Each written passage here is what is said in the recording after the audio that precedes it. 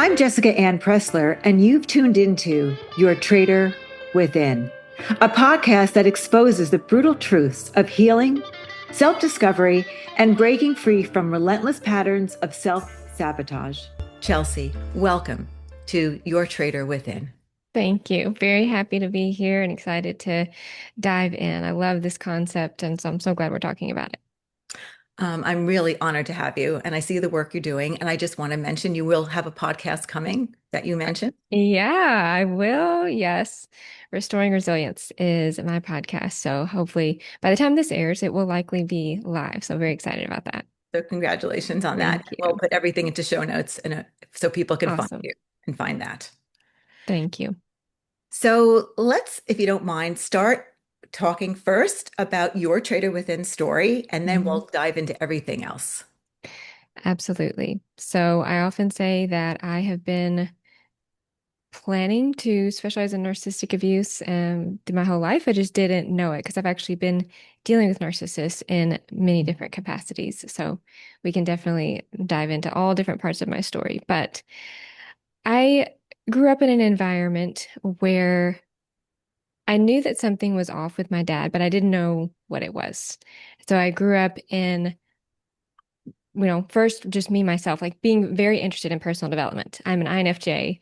And for anybody who knows, they are known as the counselor and they always are seeking meaning in their life. So from a young age, I was just reading self-help books. I was um, always interested in listening to the different talk shows with therapists, always interested in understanding why people do what they do. And I'm sure partly, at least subconsciously, that was because I was trying to make sense of what I was dealing with in my household. So my mom, super empathetic, super sensitive, learned so much from her. And we would have these discussions about, understanding people, always with the goal and the purpose. If you can understand people, then you can have a better relationship with them, Mm-hmm. which is great, except for the fact that some people know what they're doing to hurt you. They just don't care. So it's not a matter of a misunderstanding. It's that you're dealing with a toxic person. But I didn't have that framework. Mm-hmm. So there was this cycle of abuse in my house where there was this tension building where my dad would make promises things were going to get better, and then they would always go back to where they were. He was very cold, very narcissistic, but in a more neglectful sense, just absent, emotionally checked out. He would hold things over my head until I earned them. So very much like that conditional type of love.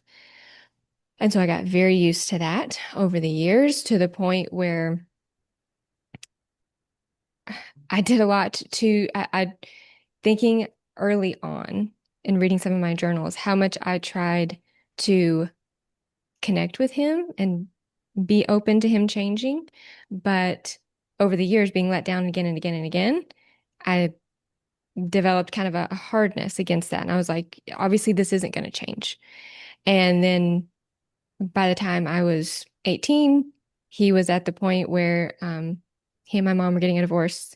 He had moved out when I was 16, which is also when I started college. And by 18, he was like, I don't know you a blank thing. Like he was checked out. So I thought something was wrong with him growing up. Like I Mm-hmm. knew something was off here, but I also felt something was wrong with me too, which I think a lot of times is what happens when we grow up with narcissistic parents. Because you have this sense like your gut says something is off, that this isn't a safe place, but at the same time, you don't have the language for it. You're just growing up in it. This is just your environment. So it's not that you think it's healthy necessarily, but it's familiar. Mm-hmm. And so that is, where I was when I started my dating relationships. And I can go over two significant romantic relationships that I had with narcissists. Um, but, having started college at 16, kind of started my life pretty early. You very young. Yeah. And looking back, then, or looking back at it now, I'm like, wow, thinking of other 16-year-olds I know and thinking how much I was dealing with, like Mm-hmm. going to college, not even being 18 yet, but navigating all of that. And then by 22, I had my master's and I was working as a therapist. So just a very like rapid growing up Mm-hmm. phase, which makes sense when you have a narcissistic parent. You feel like you have to grow up pretty fast. Right. But that also coincided with when I met my first narcissist, so about 16, or Mm-hmm. at least first romantic one. This is a person I ended up later marrying and divorcing, and we can get into that. But, I think there's something significant there where my dad left at 16 and then I met this person around 16. Mm-hmm. I think that was a real setup for that trauma bond to happen too, because obviously there was a hole that I was dealing with that I had not processed. And so we met and started dating very young. And we ended up getting married when I was like 21.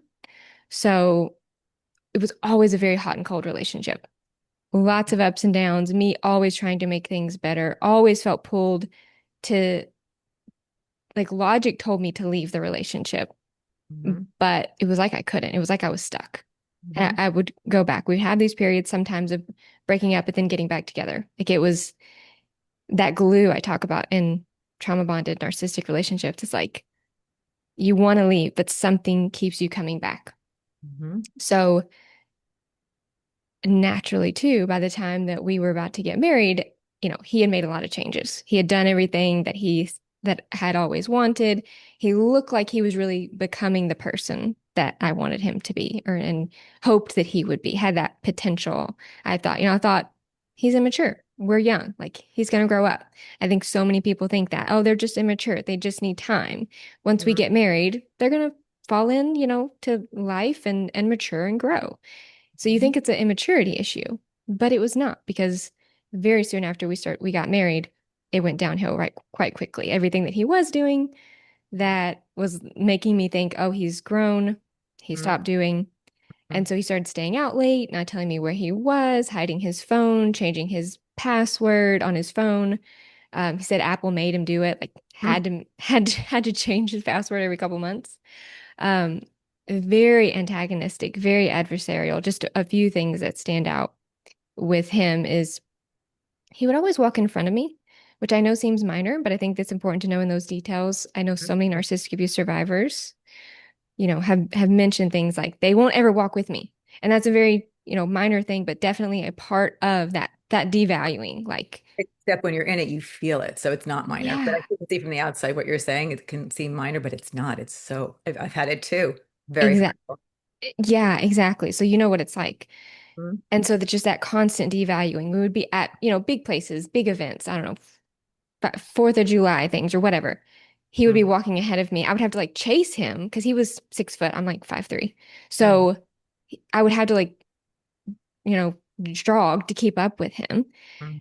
During those kinds of events, when we would be at big places with lots of people, he would routinely like leave me, like just be annoyed that I'm walking slow, and then I wouldn't know where he was. And so I was just being this crowd of thousands of people alone, not knowing where he was. Um, we would go on walks at night. He would lock me out of the house. On these walks, he would try to convince me that I don't want to be with him, that, he's really not what I want. I should really just go find somebody else that I'm more compatible with and just cheat on him so we can, end this thing. So he put me in this position where I was the one who was trying to convince him to like stay in the relationship, that no, I do want him and that this can work. So eventually that culminated. I got into a car wreck a few months before we got divorced, or before I found out he had an affair. I had a concussion, went to the hospital that night. And I remember my mom calling him and saying, hey, Chelsea's had a wreck. Like, she's at the hospital. And what he says to her is, do I need to come? Like, how bad is it? And he comes and then asks if he can take a picture because he thinks it's funny that I'm in the neck brace because I had some bulging disc issues. And he was so weird there, so like giddy and weird and anxious and like just very off. Mhm. And I later found out that was he either had the affair or was planning to have the affair right around that time. So he was like checked out. And it happened on a work trip. He was out of the country. He was MIA all weekend. Mhm. And I remember thinking, if this was anybody else, I would think he was cheating on me. Mhm. But it speaks to that trauma bonded place you are in your mind, that cognitive dissonance of part of you saying, if I were anybody else seeing this, I would definitely think they were cheating, hiding their phone, being MIA, just treating you so antagonistically. But it was like who I thought he was, what the connection, the relationship I thought we had, he wouldn't do that. So Mhm. it's like we become divided, very divided in our own mind in these kind of relationships. So comes back, I find proof of the affair, which later come find out he left me clues. He kind of thought like it was, he set it up like a game, like leaving me clues to see if I would put the pieces together. I confronted, It shows the level of cruelty. like they're toying with you. Like a Like cat and a mouse game. exactly. Yes. But your It cat would never literally do is. that. Yeah, it literally is. So I finally confronted him with all the proof that I had gathered. He again, he's like the more grandiose, malignant type. And Mhm. so I say that because he would get kind of giddy and glad about these conversations we would have. He's kind of like, "Oh, we're doing it, aren't we? We're going to confront it." Almost like it was a fun thing because I had, again, like you said, cat and mouse game. I had put the pieces together. So it was like his plan had worked. I had Mhm. found the pieces and now we were going to get to have this conversation. Meanwhile, I'm over here devastated, like Mhm. putting these pieces together and he's acting like it's a game. Well, he's So also important. He's feeling he exists. He's the chaos is it just gives him that high, that narcissistic exactly. supply. And that's what it looked like. It looked like he was, getting joy out of all of this. Mhm. So I put the pieces together. Then he also, because he said that I wouldn't believe him likely, so he brought me back proof of the affair himself. Oh, wow. And like something that she had worn and it was like, this So isn't your perfume, is it? This is somebody else's. And then during that conversation, alluded to other affairs, but would never tell me, just like dropped hints about like, what do you think I did on that trip? Do you see that connection I had with that person in this video? Like, why do you think I was videoing that? Just all kinds of antagonistic things. So after that point, obviously, we got divorced and lots of other things. I mean, we could talk for hours getting into of what happened there, some other safety concerns, ways that he was very controlling and abusive after my concussion, like practicing boxing inches from my face because he was into boxing at the time. And keep in mind, again, he's 6 foot. So he would just box very close to my face and be like, I'm not hitting you. I'm not touching you. I have it's a just concussion. right. Right. Oh, and this is when you had a concussion. This is when I had a concussion. So I mean, it's even worse. It's Even like worse. I do not need another head, something hitting my head. Like I didn't need stress. Like I had to take off work for a period of time. And that's when he decided to have all kinds of antagonistic conversations with me, um, poking holes in my faith and my belief system and just everything, just to keep me stressed and to keep me also from being able to heal. Because obviously you don't need that, especially when you're trying to heal from a concussion. And so after him, I decided I wanted something completely different. And that's when the second Well, narcissist came. But so in the first relationship, tell me how yes, your traitor within showed up. Because you talked about the yeah, trauma bond, but I think that the traitor is there too. They kind of walk hand in hand. yes. I think it's a mix because I've thought about this a lot. And I love this traitor within concept that there is something in you that it's like it wants to keep you safe, but it doesn't know how. And so it ends up sabotaging you. Mhm. And we can't heal that until we recognize it. So I would define my traitor within as like a misguided protector. Mhm. It was a part of me that really wanted to keep me safe, but didn't know how to. Mhm. I only had a framework, like had a schema, a mental map for what a toxic relationship looked like. Mhm. So logically, conceptually, I was like, I want a healthy relationship, Mhm. but I didn't really believe that I deserved that. Mhm. I didn't know what that would look like. So Mhm. even the thought of being with somebody healthy, it triggered a lot of shame. And again, it's subconscious. Like I didn't Mhm. understand it because I thought, no, I think I deserve something better. I don't deserve to be treated this way, logically. Mhm. But yet another part of me was like not feeling good enough. Mhm. So I think it's that constant, you don't feel good enough and you don't know why. And you don't Mhm. take that, for me personally, I didn't take the time to like heal that and make sense of it to know what I had been through, to know what my inner child had been through. So I just kept replaying those same patterns in relationships, hoping for a different outcome. Okay. Now take us to relationship number 2. Yes. So second relationship was with a very different type of narcissist, a vulnerable type of narcissist. So we've got the grandiose, they're extroverted, they're entitled, they're kind of arrogant, but also charming. The vulnerable narcissist looks nothing like that, especially at first. So I still, at that point, after my first marriage and divorce, was a practicing therapist. But other than a quick NPD overview in my diagnosis class, had not learned about narcissism, had not made sense of what I had went through. I thought he's a jerk. Obviously, I don't want that again. But I didn't know he was a narcissist. So I thought, I just want something completely different. And so that's what I got. I got a vulnerable narcissist. Because the vulnerable narcissists appear nice, unassuming, innocent, even victimized. So I thought, well, he's not a threat to me because he's not seeming overly arrogant. He's not going to try to overpower me with his intelligence, as my grandiose narcissist often did. He's meek. He's humble.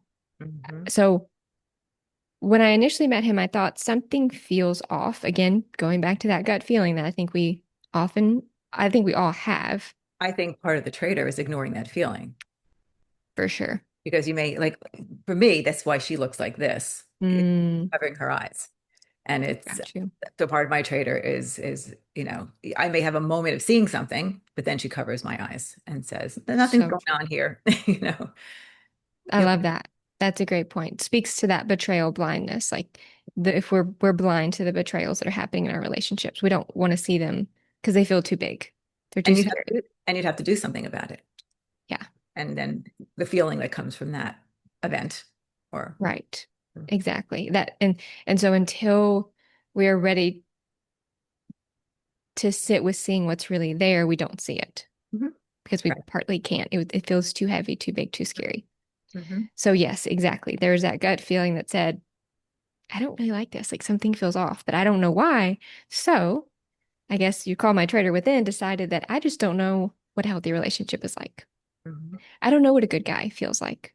I don't know what it feels like to date a good guy. So that must be what this weird feeling is. That's why I'm feeling off because I don't know what it's like to be treated well. So it's your fault, not what this person's doing, but you've taken. Which is what that part is able to do. It's able to blame you again to maintain the relationship. Correct. Yep. So it's trying to help you, but again, doing so in a misguided way. And so on the surface, he was very nice. Did not come across, like I said, like the grandiose narcissist. There were, looking back on it, lots of victimized stories that initially, actually, I think, created a connection, which I would now call more of a trauma bond.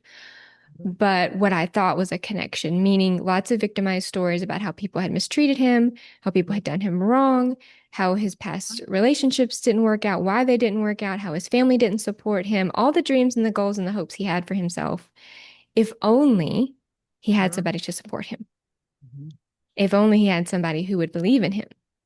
So all the pressure is now on you to make him whole or make him succeed. Right. But that is what is so tricky about those vulnerable narcissistic relationships is you feel like it feels partly good, even though it's kind of overwhelming too. Yep. But when you have been devalued in a toxic relationship for so long, there's something very alluring about that. Like, we're in this together kind of feeling. And so he even actually said, I prayed for a therapist. Of course. That should be a red flag. Because yes, he did need a therapist, but not one to date. But again, to me, that felt safer than what I had been with because my previous narcissist would have just devalued the fact that I was a therapist, like constantly devalued. Oh, it's because how you think about people and all you do is you just try to analyze people. So he would devalue it versus this narcissist is saying, that's amazing. I'm so glad. I appreciate and value what you do. So that feels very different. Again, that felt safer. So yes, it did feel like a lot of pressure, but I thought this is a much healthier relationship though. Sure. On top of that, I knew some people who knew his family. So I thought, well, this is safer because if they knew anything, like if anything was going bad, then my friend would tell me, like other people that I know would tell me. Mhm. And and when things didn't add up, like when he seemed obsessed with his ex and said things that I was confused about, I asked my friend who was in the family um, about it, and she was like, he just doesn't know how to say things. He's just weird. He just says things in an odd way. So she really normalized it and continued to do so despite evidence. Mhm. So again, those outside people telling you this is normal, this is just them, this is so you take that too and think, well, yeah, they must know him better than I do. Mhm. Sure. I'm just not seeing it right. So again, quieted Mhm. that as well. So he had also told me early on some challenges that he had had, which I initially felt like was him being honest too. I thought we were having an honest relationship. So a few weeks in, now of course he didn't tell me the whole thing. He didn't tell me everything until we got married, but he told me enough about his past and how he was trying to overcome some things that I thought he's being honest. Mhm. Well, So honest and vulnerable in a positive, vulnerable way, not a yes. negative, vulnerable way.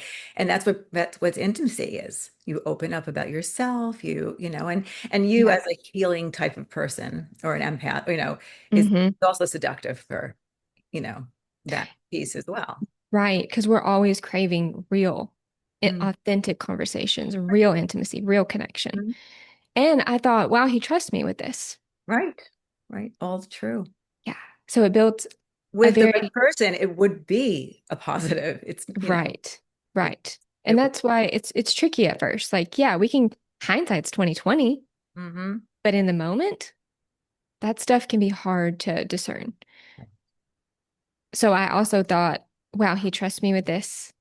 That's Mm-hmm. really big too. What am I going to do now? Now that he's told me this, be like, no, I don't want to deal with that. Like that would have felt awful. I would have felt bad about that. So Mm-hmm. I did what any sensitive, empathetic person would do and stayed and doubled down on the relationship and tried to support him in all the ways he had not been supported, literally tried to set up his life exactly as he said he needed it to be successful Mm-hmm. so that he could live out his potential. I mean, from providing all kinds of things for him, emotionally, financially, just in every way. Mm-hmm. So we get married. Soon after that, I discover he has quite the extensive sex addiction. Mm-hmm. He had told me enough in the beginning, like I said, early on in the relationship, to think he's aware and he's working on it. Mm-hmm. Not that it was to the extent or the depth or the darkness that it actually was. Because Mm-hmm. he later admitted he knew he was lying to me and should not have married me. Mm-hmm. But he thought that I was going to support him no matter what, and that I was always going to be there for him. And he could kind of hit the jackpot with the person who was never going to leave him and always going to help him and let him live the life that he wanted to. And I was going to work and I was going to provide. And I was like, worked So out for him. he had some insight. And And that's the icky part. Yeah. That he had thought through yeah, I mean, this person benefits me, so I'm going to do it. there's a sociopathic piece to that because it's many times a narcissist doesn't get why they do what they do, Yeah.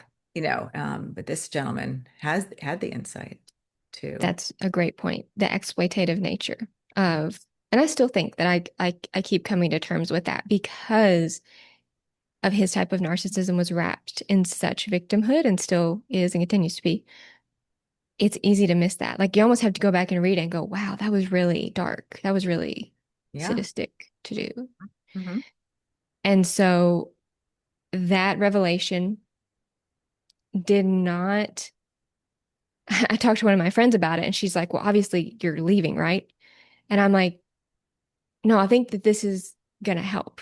I think now that this is finally out in the open, we can Mm-hmm. do something about it. We can heal. We can grow. This must have been the thing. And so then that started the whirlwind of sex addiction treatment. So multiple therapists, support groups, all the things. Mm-hmm. And it was And and I do want to touch on this more later because I want you to continue, but Yeah. I want to piggyback eventually to the fact that here you are a therapist. Yeah.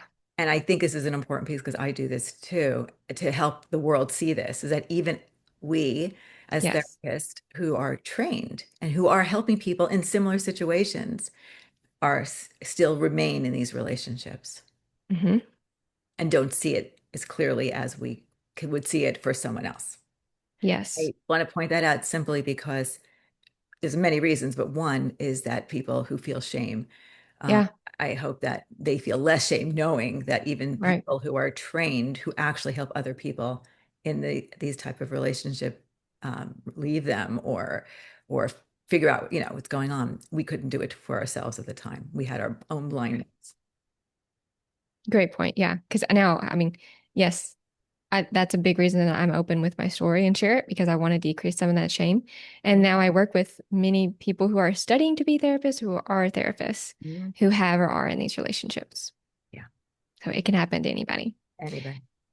So we start this whole process of Mhm. sex addiction treatment. So for anybody who hasn't been through that, it is known that it's a 3 to 5 year process of consistent weekly therapy, support groups, accountability, like a whole system you need to address something like this, especially one that has been present since he was an adolescent. Like this Mhm. is, deep. Unfortunately, the truth came in drips. So I did still, even though I thought I had gotten everything, had not gotten everything, continued to learn things over the coming weeks and months. Mhm. And any kind of betrayals that you get in drips, it makes the betrayal trauma that much worse Mhm. because your nervous system, Well, punch, punch, punch, punch. exactly, constantly on edge. It's Mhm. over and over and over again. It's not one thing. It's not an affair. It's not a betrayal. It is multiple. Mhm. And then it's continuing. Mhm. And so at the same time that, I mean, I think this is when, what you would call the traitor within really came to light Mhm. because this is when I extra gave up my needs. Like I was pretty selfless before, but now I really was because I thought he needs this. Mhm. He doesn't, this relationship doesn't have space for what I need. Mhm. I did eventually start seeing my own therapist, but they didn't specialize in Mhm. betrayal trauma. Which, again, I want to say that when you're in a situation like this, you must go to a therapist that understands this and Yeah. specializes in betrayal, Yes. narcissism. Which is why I later pursued certification as a certified um, Mhm. betrayal trauma therapist for that reason. Yeah. Because yes, it was helpful in a general sense, but not in the way that I needed. Mhm. So we were going to therapy a lot for him, multiple different therapists. And of course, they're also encouraging me to get help, but at the same time saying you need to be a support to him. Mhm. Add on top of this, there is a layer of he was very manipulative with the church as well. Mhm. So as we were involved in, church and getting help from people in that regard, I think a lot of people in church and religious spaces are well meaning, but very misguided on how to help people, particularly who are dealing with narcissists. And then on top of that, any kind of addiction, particularly a sex addiction, because it's misunderstood even more so than alcoholism or something else. Not that that's easy, but there is a layer of understanding there that this isn't your fault. And so the church we were part of at the time, one person was very well meaning and really was helpful. But overall, the feedback that we got was this is probably just an immaturity issue. He just kind of needs to grow up. One person even said, like, you're married. Why do you have a sexual addiction problem? So the level of gaslighting and dismissiveness was pretty extreme. Mhm. And so again, that just pushed me more into kind of a feeling of craziness of nobody's helping me, nobody's hearing me, nobody's seeing this. A little bit of the therapists were. One therapist did say this is one of the worst sex addicts I've ever seen, and he specializes in that. So that was validating. But I still, again, wasn't, it had to get worse before it was even going to get better. Mhm. And so that treatment lasted. Now, keep in mind, I said real sex addiction treatment, and he knows this, if it's really going to be addressed, is 3 to 5 years of significant, consistent treatment. He was done with it in 5 to 6 months. Okay. So he just like a Band-Aid, but not any real. And you know what's funny, all right, not really funny, but I guess interesting, is looking back on it. I think at first there was a part of him that was glad to be addressing this because it was something that weighed on him, but only as long as it was giving him a spotlight. Like when it got real, when he really had to be accountable, when people started pushing back and going, no, you can't do this. And no, you are going to have some boundaries. And no, there are consequences. He started really getting mad at those people. Like he would, to their face, be nice, like to the therapists and the people at church that were trying to help us. And then behind closed doors, he'd be like, who do they think they are telling me what to do like that? And don't they know that I'm trying? And, they're not my parent. Who do they think? Like really devaluing these people. So it's like when it got real, when accountability was really needed to be there, then he was kind of like, you know what? I think that this whole thing has been blown out of proportion. It's a problem because you're making it a problem. If you would just stop bringing this up, then it wouldn't be an issue. So basically found a way to turn it back on me to say, I only have these thoughts and struggle with this because you're asking me about it. I'm so sorry. So Now, when he said that to you, how did it feel? Did you know something was not right, or did you take it? it was kind of confusing, honestly, at first, when I was in that moment, when I was in that relationship, because I think this relationship was even harder and more damaging than the first one because of the type of narcissism. And then obviously there was betrayals in the first one too, but it was different. It was more, it was different. So it did not feel right. But at the same time, I was like, am I bringing it up too much? Maybe we have just been too obsessed with this. Like, started questioning myself. So I remember having a conversation with him when I could tell he was kind of getting done with it and over it. Basically, when it wasn't fun anymore. And when he also saw that nobody, like in his family, they knew this was going on, but they just can't imagine.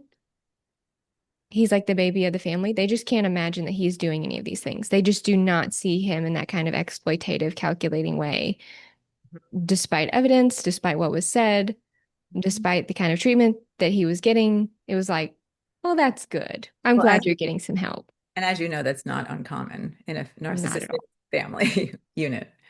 Yes, because there's a reason that they have this support. And so I think when he saw too, there really wasn't going to be consequences. No one was really going to treat him any different. Then why go through all of this? I'm the only one bringing it up at this point, me and his therapist. So if he can just get us off of his back, he can go back to life like normal. So I remember living life where it doesn't interfere in the family unit. And he doesn't have to face the reality of who he is. He can just keep it hidden like he always has. Yeah. And sink back into that. So that's what he wanted. So I remember when I felt that this was happening, he was pulling away from treatment, getting to this point of saying, we are not going to work. Like, unless you really take this seriously, this is not going to work. And so don't get mad at me later and say, oh, you didn't give me a chance. Oh, this and this.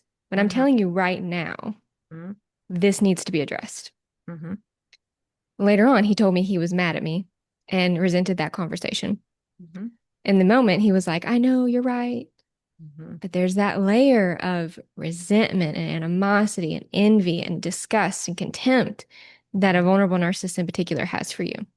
And you feel it. Like, I've felt it. Not to mention, he was extremely critical of me, every part of my body, just everything I did, every way I moved. So I was very self-conscious, very hypervigilant in that relationship. Also just really struggling with self-esteem, plus getting, advice from other people. Like, you need to be there for him. You need to be supportive of him. You need to help him do this. Yeah. So it was a whirlwind. And so I had just one of those moments toward the end of our relationship where we were having a conversation about New Year's goals. And I knew how important this was. Like, he was either going to take this seriously. It wasn't like, oh, anybody, oh, you should just set some New Year's resolutions. This was like, he's either going to take this seriously and we could try to make this work, or if he doesn't, this isn't going to work. He's going to continue in this addiction. Mhm. And so I asked him, what are your New Year's goals? Because I had shared mine. And so I thought we were having this, intimate conversation. And he says flippantly, I don't know, hadn't thought about it. Mhm. And it was like in that moment, a ton of bricks just fell. Like the Mhm. scales fell from my eyes, you would say, and the truth just became revealed that this isn't going to change. Mhm. And I will sacrifice my whole life if I don't Mhm. stop looking at potential instead of reality. Mhm. I had a priest friend of mine say to me, don't fall in love with potential. And it was great advice. And I gave that advice to other people. I did not listen to it for manipulation, Right. but it's the truth. Yeah. As a therapist, we're there to help people make these changes. But in a Yeah. relationship, it's a, you know, it's a It's very different. very Yeah. different. Because you're dealing with your own stuff. This is Mhm. why it's so difficult. Yeah, sure. And I'm very mindful of that with my clients too. Like I can tell you what the best step is. And I recognize that that's not easy to do, Mhm. having been there. But that was one of those moments you couldn't come back from. It's Mhm. like when the betrayal blindness is lifted and Mhm. you really start seeing things as they are. Mhm. Now, the term narcissism had been thrown around during this treatment with him. Like some therapists had said he is narcissistic. I did not fully understand I did not understand what that meant. I thought, yeah, he's really selfish. Like most people think, okay, they're selfish. Obviously, most addicts are acting narcissistically. Right. And that is different, though. There are addicts who are not narcissists that Correct. act Yes, narcissistic when they're using because their whole exactly. focus is on one thing. But Right. And so that's why it's extra confusing because I'm like, okay, well, he's acting narcissistic. That I didn't take that as that's his base personality. right, I thought that's associated with the addiction. But no, this was a narcissist who right. also Happens to had, also, right. yes, both. But I Mhm. did not know what that meant. Mhm. So it wasn't until that moment when I had that conversation and my eyes were opened that I really actually started diving into what could be happening, as many people do, started Googling, started looking through YouTube, probably came across Dr. Ramani first, Mhm. and then started putting things together. Mhm. But that was And a long journey. yeah. And when you had that true aha moment, the aha moment, Hmm. like, um, who did you talk to? Were there people then that you could speak to who got it, who helped support you? Yeah, my mom was a constant support through it. My friend, particularly one friend, was really supportive through it.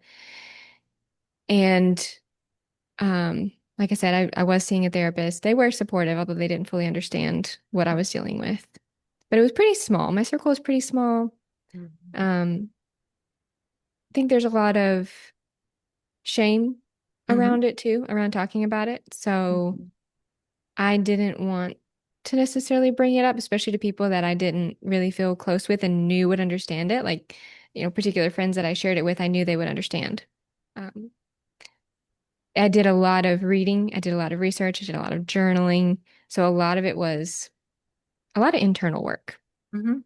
And I think that's when I finally started looking inward and going, okay, what is going on here? Why Mhm. have I been making these choices? I Mhm. actually did a really helpful journaling prompt. It was a decade in review. This particular person was leading you through big picture. Look at the last decade. Mhm. What choices have you made? What things stand out as good? What things stand out as bad? What do you want to take going forward? And what do you want to leave behind in the previous decade? Mhm. And I think that was a really big moment because it allowed me to see how much I had sacrificed myself, Mhm. how much I had been willing to put others' needs ahead of my own, even when my gut was screaming at me not to. So, Mhm. like, why was I not listening to my gut? So that's when I knew that I had to change. And I think that's when I finally looked at my, traitor within. Mhm. Okay, what part of me has been making these choices? Because this is clearly not working. Mhm. Mhm. And so I did a lot of self-reflection, a lot of how did I get here? How can I make different choices? I started realizing that I need to be good with my choices because I am the one who's going to be living with the consequences of what I do. Mm-hmm. A lot of times, at least I'll speak for myself, there were moments even earlier in some of these relationships when I wanted to leave, Mm-hmm. but then their family or somebody else would say, but they mean well, but you're not going to leave now, are you? Like, you're going to leave them like this? Mm-hmm. Especially in that last relationship, there was a lot of guilting and shaming coming from his family and just, a disgust with me at the idea that I would be leaving. Mm-hmm. So that kept me in the relationship and ignoring my gut even longer because, again, it takes a tremendous amount of healing to overcome that shame and the Mm-hmm. shame that is going on in the background, that subconscious voice. Because on the surface, I looked confident. I Mm-hmm. had my own business. I was working full time. I was a therapist. Mm-hmm. Nobody would think that I wasn't confident. And on the surface, I would have told you I'm genuine or generally confident, Mm-hmm. but my actions and the choices I made in my relationships did not reflect that. So, Well, also, and I'm yeah. not going to, I want to hear from you, but I can speak for myself and I can speak for other women that I had counseled as well, that you can be healthy in every other area. Hmm. Have healthy relationships at work, healthy relationships with your friends, acting healthy with work, everything else, but it shows up in your intimate romantic relationship. And that's certainly how it Yeah. worked for me. I was Mm, every other way. And it yeah. was showing up, just that is where it showed up. That's not uncommon to be tested there because it's the most intimate relationship. It's the one you're involved in. Right. Yeah. Thank you for bringing that up. Childhood wounds also show up a lot in intimate That's true. relationships. And I think in a lot of ways, like that part of me that always felt like I needed to prove myself and needed to be good enough. Like, going back, I think, to the idea of my dad saw me as this very kind of entitled brat. It's kind of Mm. how he saw me.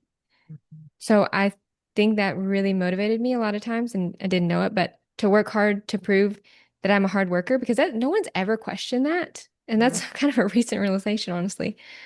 But I'm like, why do I, who am, no one's ever said I'm lazy. Like, Mhm. Mhm. where am I getting this idea? And Mhm. I realized, well, his view of me was that I was entitled brat, as he told me, I don't, deserve a blank thing. I don't have to owe you, I don't owe you anything. So my inner child was still trying to prove Mhm. I'm working hard enough. I'm not a quitter. I'm not like, I'm Mhm. good enough.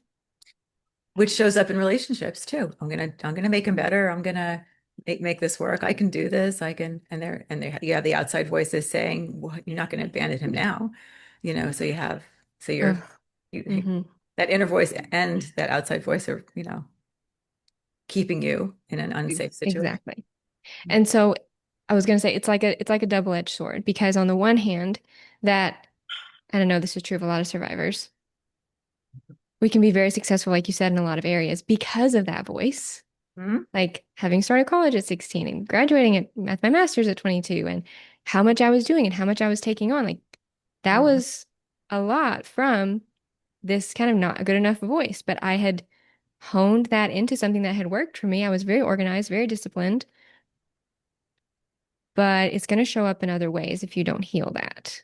And Right. most of all in romantic relationships, because that's where your inner child really comes out. I describe it in my book as you're trying to win over an unwinnable parent by winning over an unwinnable partner.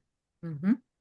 Well I said. was willing, yeah, I Mhm. was willing to stay in relationships because I was still trying to give my inner child a happy home. Mhm. Yeah. I was trying to heal her, but it didn't feel possible to just create, like, get out of there and build a whole new relationship because that would have triggered a lot of guilt and shame and things like that. Being with a healthy person, that inner child didn't feel like she was good enough for that. Mhm. So I stayed in those relationships with the idea of it'll get better here. And if I work hard enough for it and give enough and Mhm. stay enough, Mhm. then it'll get better and it'll feel like I worked towards something and earned this But help. then hopefully you have the realization that you can't change another person. All that's well and good Yeah. in regard to you, work hard about yourself and all that. But it's that aha moment that that other person, you cannot change them.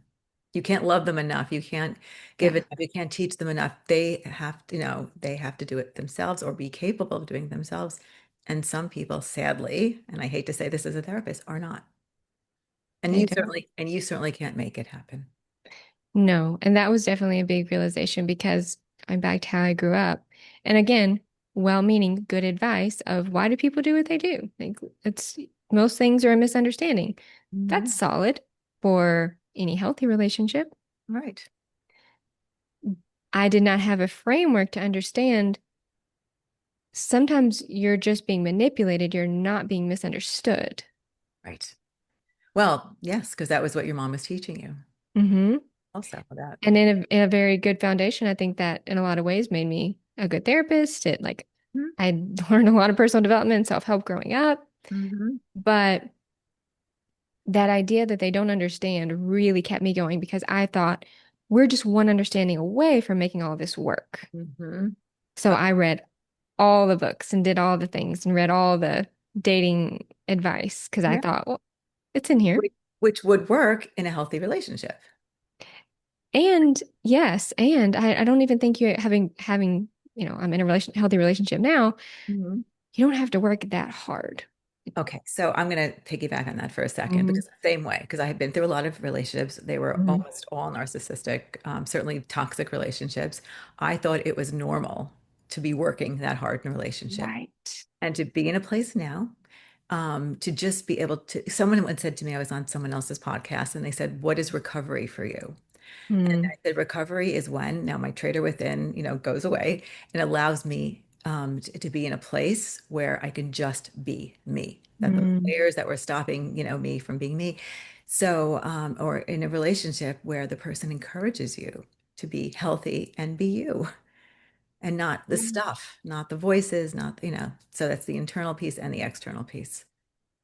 I love that. And I can completely relate that they encourage you to take care of yourself and want you naturally become more of you. I think you step into more of you in a healthy relationship.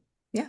You're in a place where you can actually grow. You can't really grow if you're constantly taking care of the other, or constantly taking, it's okay to take care of another person. I don't mean Yeah. that. But it's draining when you're taking care of a narcissist. First of all, it's an empty vessel. You're not ever going to fill or give them what they need. And that you have to realize as well, that no matter what you do, it's temporary.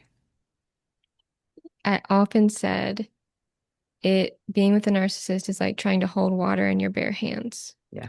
I visualize that. Yeah. No matter how hard you try and tightly you grip, that water is going to slip through and you're going to have to put more in. It's Hmm. like it doesn't matter how much you give and it doesn't matter how tightly you try to hold to understanding them and feeling like you have a grasp of who they are. Hmm. You never do. Hmm. Right. Right. But how wonderful that you are in a healthy relationship and you could And be. that Mhm. came, yeah, right. And I don't think I was ready for that until the end of that last relationship where I'd finally looked at that misguided protector and said, I have to choose me no matter what. I Mhm. have to I have to set boundaries and trust my gut even if I'm not sure. Mhm. Mhm. And I can never let somebody convince me I'm someone that I'm not. I decided I would rather be with no one if it's not a healthy person. Mhm. And that's big.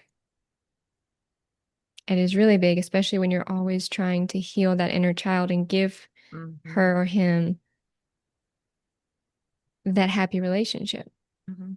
And to finally come to terms with, I'm willing to sit with this heaviness, this grief, this sadness, this shame, this guilt, Mhm. this hurt, but I'm not willing to put a band-aid on it with the wrong person. Mhm. Yeah. And that's what we were doing, Band-Aids. Yeah, running from all of that, not meaning to or knowing Mhm. that we were, but that was the point I had to get to actually have a healthy relationship. And it was, I mean, it's been wonderful. And it was challenging at first because I started to realize why somewhat I stayed in those toxic relationships because of how hard it was to deal with the shame that came up in a healthy relationship. Like when I felt like I had really made a mistake and I knew he really hadn't done anything. Like this really was me. And it was not crazy stuff, it's just minor. Mm-hmm. But the amount of shame that I had because I had done something wrong Mm-hmm. really was big for my not Uh, good enough part. mm-hmm. So how did you deal with that? Well, I found a good therapist. Mm-hmm. I have a lot of support from my husband, Mm-hmm. and we were able to talk it through. My self-reflection is still very helpful because I'm always curious of what's going on here. Where is this coming from? So I'm pretty good at knowing myself, whether I'm in a shame spiral or something is off. So Mm-hmm. then I will usually take that to my therapist and go, what's going on here? Like, help me understand this. Mm-hmm. And And I think just not being further shamed by it in the relationship has really helped me. Like Mm-hmm. instead of being shamed by it and saying, see, you are the problem. You're not perfect either. Mm-hmm. Instead saying, it's okay. Mm-hmm. It's actually okay. Like for him to say, I don't think less of you. I still love you. Mm-hmm. I mean, that usually just makes me cry when we're in one of those moments and he says that because I've that's exactly the moment that I'm afraid I'm gonna ruin this thing. Okay. And so for him to say, Yeah. it's okay, Yeah. like that's usually what's the most healing. Mm-hmm. Wow. That's and so how have you take in your journey, Hmm. your practice? How do you help others now? So I am right now, and for a while, I've fully specialized in narcissistic abuse and complex trauma, relational trauma, betrayal trauma, all the things. A lot of my clients now, when they come to me, they want to know if I've experienced it. And so I don't give them this depth, obviously, but I say, yes, I am familiar with. I know what this is like. I know what narcissistic abuse is like. I know what narcissistic relationships is like. Mm-hmm.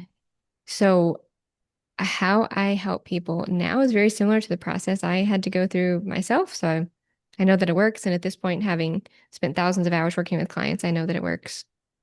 It's when you work with people for so long on something, you usually get into a flow where you start to see there's phases here. There's like a pretty reliable recovery process that happens. So a lot of times we start out with first making sense of what's going on. What is happening here? What's happening in this relationship? Lots of learning and psychoeducation and validating in that early phase. Mm-hmm. This is what gaslighting is. This is how gaslighting makes you feel. This is what a trauma bond feels like. This is betrayal trauma. This is betrayal blindness. Helping them put words to things that they have not been able to understand. Mm-hmm. And that usually gives people enough of a grasp and a foundation to go, okay, well, how did I get here? Why am I in this relationship? Why can't I leave even if I want to? Or if this is someone I have to deal with, why can't I set boundaries? What is coming up in me? Mm-hmm. And so that second phase, we usually move into childhood stuff because that's where most of this comes from. And just getting, and again, non-judgmental, just getting curious about what your childhood was like and how it impacted you. Because there's two different ways people can find themselves in narcissistic relationships. One is you grew up in a toxic narcissistic environment. And so that relationship just feels like a continuation of that. It's just what's familiar. And so you find yourself in that in the future. Other people have a quite healthy childhood and they don't understand or can't imagine that a person like a narcissist exists. So Mm-hmm. they end up in an adult relationship with a narcissist because they can't imagine that they are toxic and purposely chaotic. So they assume it's a misunderstanding, it's a miscommunication. You know, we just have to figure this out. Mm-hmm. So we explore childhood. Mm-hmm. We make connections of how did you get here? What's going on with you? What is coming up for you in this relationship? And then that third phase is okay, you know what's going on. You know how you got here.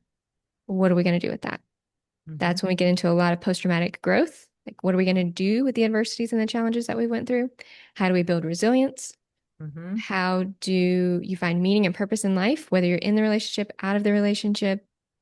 How do you set healthy boundaries? What does that even mean? A lot of the practical stuff that keeps people stuck that you just might not know what to do and how to build a more positive mindset. How do you build resiliency once you've been through something like that? Mm-hmm. So that's the process with my clients. And then that has culminated into my group program course, Rewired for Resilience. And I've put a lot of that psychoeducation, a lot of the stuff that I just end up telling people over and over and over again that's in the course. And then, of course, there's support groups and a community in there as well, just to kind of give people that structure of here's the flow and here's what it looks like to heal. Mm-hmm. And you're not alone. And that's been such such a huge part. Community is so important to know. It's something that actually came up in a recent, well, I call them grounding groups. They're support groups, but grounding groups in my community is how great it is just to be able to hop on a grounding group and not be given weird looks or being told you're being over dramatic or too much when you talk about narcissism or talk about narcissistic abuse. Like how great it is to be in a space where you can just have an open conversation and people actually understand what you're talking about. Yeah, it's huge. It's a big part of the healing journey because you can do a lot of work one-on-one, but from my vantage point, I get to see people and I see how much they have in common. Like we all have so much more in common than we are dissimilar. We're so much more similar than we are dissimilar. But other people often feel like they're in a silo and they don't know. They don't know that what they're feeling is normal and that other people are feeling the exact same way. So in the community, you actually get to see that. You get to hear somebody say, well, I felt this way and I ruminated about this and I felt hypervigilant about that. And you're like, huh, I've never heard anybody. I thought that it was just me. Right. And often they're in their community, they have people not getting it at all because they're not in relationships like that. And they're actually, I wouldn't say shaming them on purpose at all, but and they see their spouse or partner as, because as we know, narcissistic people on the outside look very different than how they act in a relationship. Oh, yeah. So they'll come back, oh, that can't be that bad. Oh, he's so nice, or, whatever. So to I've be, never had that problem with them. right, exactly. So to be in a place where you can people get it, Mm-hmm. and then of course being led by you, but is huge. Yeah, it's really big. It's a really big part of the healing because that's what decreases a lot of the shame Mm-hmm. because shame grows in secrecy. Correct. So when you think nobody else is as messed up as I am, nobody else is dealing with this, nobody else feels or thinks this way, they do. But until you know that and you can hear that and you can connect with somebody who understands that, we tend to stay stuck. But when you do have somebody who understands that, it's that burden of shame is so heavy and validation and knowing other people get it, I think is a big way that we take that heaviness off. Yeah. Is there anything you want to share with our viewers and listeners today? My ending message, or the thing that I always hope people get from this, is that healing is possible. Yeah. Hearing from therapists, from non-therapists, knowing that any of us can go through this. But no matter where you are in your healing journey, restoring resilience is possible. Finding you, getting back to you, making sense of this, it has taken time. It's not something that's going to happen overnight because you didn't get here overnight. But every healing step is like putting a Band-Aid over the 1,000 cuts you get in a narcissistic relationship. So my final message I always want people to take away is hope and knowing that healing is possible and that you can get out of where you are no matter how deep that you think it is and how broken you feel like you are. Healing is possible. Thank you. Thank you for being here. Thank you for your vulnerability, telling your story. Thank you for all that you do for people. And yeah, thank you for allowing me to share. I really hope that it helps people to know that it can happen to anybody. And hopefully they resonated with some things that I shared and know that they're not alone. And in show notes, we'll have information on how they can get to you, your book, and congratulations ahead of time on the podcast to come. Thank you. Thank you.